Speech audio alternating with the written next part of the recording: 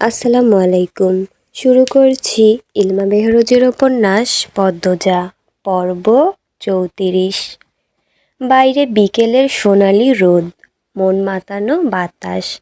লম্বা বারান্দা পেরিয়ে নূরজাহানের ঘরের দিকে যাচ্ছে পদ্মজা।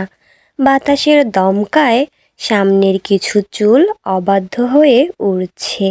এতে সে খুব বিরক্ত বোধ করছে। এক হাতে দই, অন্য হাতে পিঠা, চুল সরাতেও পারছে না। তখন কোত্থেকে উড়ে আসে আমির। এক আঙুলে উড়ন্ত চুলগুলো পদ্মজার কানে গুজে দিয়ে আবার উড়ে চলে যায়। পদ্মজা চমৎকার করে হাসে। আমিরের যাওয়া দেখে মনে মনে বলল, চমৎকার মানুষ। নূরজাহানের ঘরের সামনে এসে দেখল দরজা ভিজানো। পদ্মজা অনুমতি না নিয়ে দরজা ঠেলে ঘরে ঢুকে অবাক হয়ে গেল। তার চক্ষু চড়ক গাছ, পালঙ্কে ভুরি ভুরি সোনার অলংকার জ্বলজ্বল করছে। চোখ ধাঁধানো দৃশ্য। পদ্মজাকে দেখে নূরজাহান অপ্রস্তুত হয়ে পড়েন। তা পদ্মজার চোখে পড়েছে। নূরজাহান ক্ষুব্ধ হয়ে উঠলেন, তুমি এইনে ক্যারে আইসো? আমি কইসি আইতে? নূরজাহানের ধমকে থতমত খেয়ে গেল পদ্মজা। দইয়ের মগ ও পিঠার থালা টেবিলের ওপর রেখে বলল, আম্মা বললেন দই পিঠা দিয়ে যেতে। তোমার হৌরি কইলেই হইব? আমি কইছি? আমারে না কইয়া আমার ঘরে আউন মানা, এটা তোমার হৌরি জানে না? মাফ করবেন, মাথা নত করে বলল পদ্মজা। যাও, বাড়াইয়া যাও। পদ্মজা বেরিয়ে গেল। দরজার বাইরে এসে থমকে দাঁড়ায়। ছোট কারণে এত ক্ষুব্ধ প্রতিক্রিয়া কেন দেখালেন তিনি? পদ্মজার মাথায় ঢুকছে না। পদ্মজা আনমনে হেঁটে নিজের ঘরে চলে আসে। সে ভাবছে এই বাড়িতে আসার পর থেকে কি হয়েছে সব ভাবছে। প্রথম রাতে কেউ একজন তার ঘরে এসেছিল, নোংরা স্পর্শ করেছে। সেটা যে আমির নয় সে শতভাগ নিশ্চিত। এরপর ভোরে রানীকে দেখল চোরের মতো বাড়ির পিছনের জঙ্গলে ঢুকতে। তারপর রুম্পা ভাবির সাথে দেখা হয়।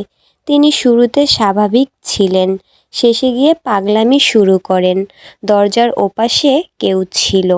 পদ্মজা ভ্রুকুটি করে মুখে চক্রান্ত শব্দ করল। সব ঝাপসা। ফরিনা বলেছিলেন দই পিঠা দিয়েই রান্নাঘরে যেতে। পদ্মজা বেমালুম সে কথা ভুলে গিয়েছে। যখন মনে পড়ল অনেক সময় কেটে গিয়েছে। সে দ্রুত আঁচল টেনে মাথা ঘুরে ছুটে যায় রান্নাঘরের দিকে। এসে দেখে ফরিনা এবং আমিনা মাছ কাটছেন। পদ্মজা পা টিপে টিপে রান্নাঘরে ঢুকে ভয়ে বুক কাঁপছে। কখন না কঠিন কথা শোনানো শুরু করে দেন। অহন আউনের সময় হইছে তোমার? আসিলা কই? বললেন ফরিনা। ঘরে। নতজানু হয়ে বলল পদ্মজা। আমির তো বাইরে বাড়াইয়া গেছে অনেকক্ষণ হইল। তুমি ঘরে কি করতাছিলা? স্বামী বাড়িত থাকলে ঘরে থাহন লাগে, নাইলে বউদের শোভা পায় খালি রান্নাঘরে। চুলার চেয়ে কিছুটা দূরত্বে কয়েকটা বেগুন রাখা। এখানে আসার পর থেকে সে দেখছে প্রতিদিন বেগুন ভাজা করা হয়। পদ্মজা দাঁড়িয়ে বসে বেগুন হাতে নিল। ফরিনা বলেন, বেগুন লইছো ক্যারে? আজ ভাজবেন না? জাফর আর হ্যার বউ তো গেলইগা, এখন কার লাইগা করাম? আর কেউ খায় না বেগুন। পদ্মজা বেগুন রেখে দিল। কণ্ঠ খাদে নামিয়ে বলল, কি করব? ফরিনা চোখ মুখ কুঁচকে মাছ কাটছেন, যেন পদ্মজার উপস্থিতি তিনি নিতে পারছেন না। পদ্মজার প্রশ্নের জবাব অনেকক্ষণ পর কাঠ কাঠ গলায় দিলেন, ঘরে গিয়া বইয়া থাহো। পদ্মজার চোখ দুটি ছলছল করে ওঠে। ঢোক গিলে বলল, আর হবে না। তোমারে কইছে না এইখান থাইকা যাইতে? যাও না ক্যারে? যতদিন আমরা আছি তোমরা বউরা রান্নাঘরের দায়িত্ব লইতে আইবা না। আমিনার কণ্ঠে বিদ্রূপ। পদ্মজা আমিনার কথায় অবাক হয়ে গেল। সে কখন দায়িত্ব নিতে এলো? ফরিনা আমিনার কথা শুনে চোখ গরম করে তাকালেন, বললেন, আমার সারার বউরে আমি মারবো, কাটবো, বকবো। তোমরা কোনোদিন হ্যার লগে উঁচু গলায় কথা কইবা না। বউ, তুমি ঘরে যাও। পদ্মজার সামনে এভাবে অপমানিত হয়ে আমিনা স্তব্ধ হয়ে যান। তিনি সেই শুরু থেকে ফরিনাকে ভয় পান, তাই আর টু শব্দ করলেন না। পদ্মজা ফরিনার দিকে অনুসন্ধানী দৃষ্টি নিয়ে তাকালো। কি যেন দেখতে পেল। মনে হচ্ছে এই মানুষটারও দুই রূপ আছে। এই বাড়ির প্রায় সবাইকে তার মুখোশধারী মনে হচ্ছে। কেউ ভালো কিন্তু খারাপের অভিনয় করে, আর কেউ আসলে শয়তান কিন্তু ভালোর অভিনয় করে। কিন্তু কেন? কিসের এত ছলনা?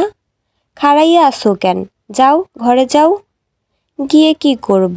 কোনো সাহায্য লাগলে বলুন না আম্মা। তোমারে যাইতে কইছি, যাও তুমি। পদ্মজা আর কথা বাড়ালো না, ধীর পায়ে জায়গা ত্যাগ করলো। এদিক ওদিক হেঁটে ভাবতে থাকে কার ঘরে যাবে। লাবণ্যর কথা মনে হতেই লাবণ্যর ঘরের দিকে এগোলো সে। লাবণ্য বিকেলে টিভি দেখে, নিশ্চয় এখন টিভি দেখছে।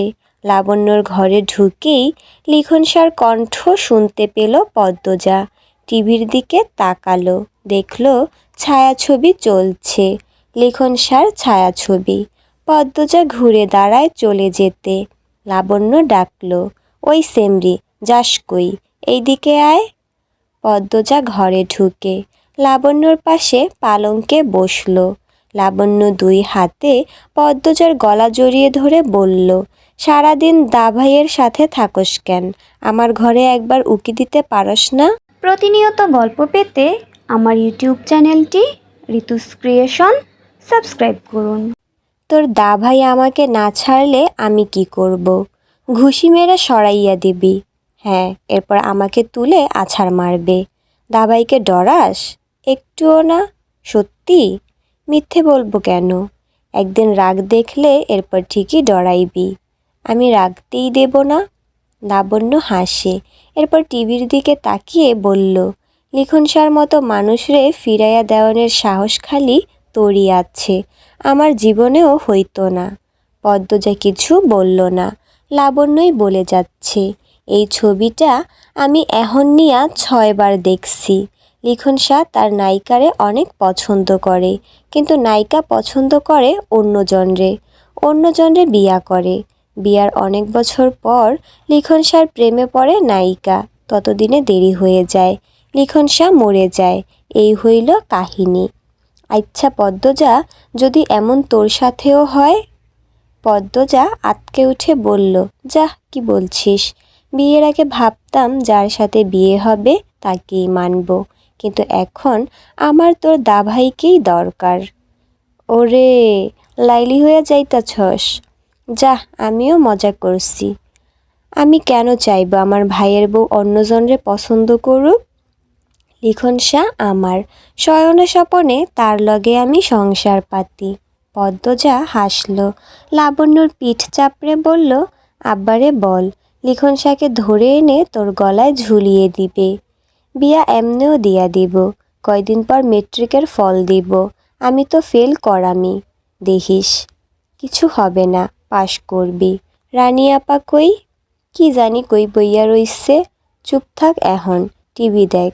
দেখ কেমনে কান্তাছে লিখনসা। এই জায়গাটা আমি যতবার দেখি আমার কান্দন আইসা পড়ে।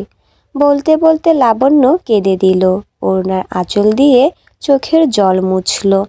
পদ্মজা টিভির দিকে মনোযোগ সহকারে তাকালো। দৃশ্য চলছে, লিখনসা ঠোঁট কামড়ে কাঁদছে। ঘোলা চোখ দুটি আরও ঘোলা হয়ে উঠেছে। ঘরের জিনিসপত্র ভাঙচুর করছে। তার মা, বোন, ছোট ভাই ভয়ে গুটিসুটি মেরে দাঁড়িয়ে আছে। এক টুকরো কাজ ঢুকে পড়ে লিখনসার পায়ে। আর্তনাদ করে ফ্লোরে বসে পড়ে। তার মা দৌড়ে আসে, পাগলামি থামাতে বলে। লিখনসা আর্তনাদ করে শুধু বলছে, তুলির বিয়ে হয়ে যাচ্ছে আম্মা, আমি কি নিয়ে বাঁচব? কেন তুলি আমাকে ভালোবাসলো না? আমি তো সত্যি ভালোবেসেছিলাম। পদ্মজা বাকিটা শুনল না, মনোযোগ সরিয়ে নিল। তার কানে বাজছে, পদ্মজার বিয়ে হয়ে যাচ্ছে আম্মা, আমি কি নিয়ে বাঁচব? কেন পদ্মজা আমাকে ভালোবাসলো না? আমি তো সত্যি ভালোবেসেছিলাম। পদ্মজার চোখের কার্নিশে অশ্রু জমে। সে অশ্রু আড়াল করে লাবণ্যকে বলল, তুই দেখ, আমি যাই। লাবণ্যর কানে পদ্মজার কথা ঢুকলো না। সে টিভি দেখছে আর ঠোঁট ভেঙে কাঁদছে। পদ্মজা আর কিছু বলল না, উঠে দাঁড়ায় চলে যেতে। দরজার সামনে আমিরকে দেখতে পেল। তার বুক ধক করে উঠল। পরে মনে হলো সে তো কোনো অপরাধ করেনি, তাহলে এত আশ্চর্য হওয়ার কি আছে? আমির কাগজে মোড়ানো কিছু একটা এগিয়ে দিল। বলল, ঘরেও পেলাম না, রান্নাঘরেও না, তাই মনে হলো লাবণ্যর ঘরেই আছো। টিভি দেখছিলে নাকি?